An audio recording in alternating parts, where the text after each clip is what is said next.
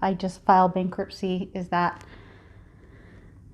a legitimate question? Yeah, people ask me that all the time. Okay. Or they'll ask if I might file a bankruptcy, or we recommend bankruptcy sometimes if people have so much debt, like that they're really like paying $50 a month. You're going to be paying that thing, forever.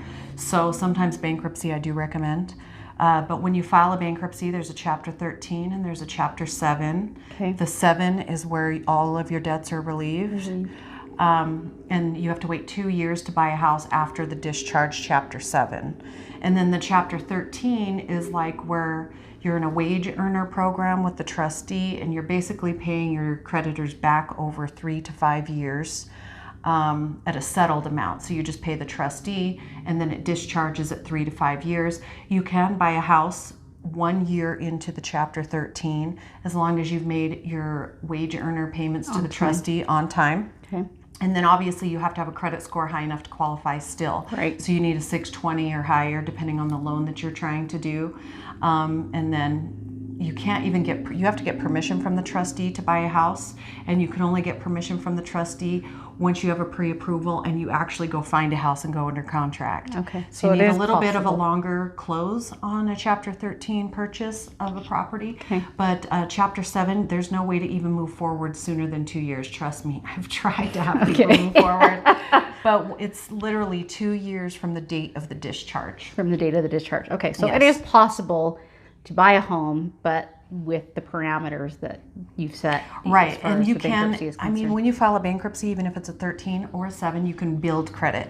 So the key is having open lines of credit. If you file bankruptcy and all of your accounts were bankrupt and you have no open lines of credit, your scores will drop, and then soon you won't have credit scores because you have to have open lines of credit to have a credit score.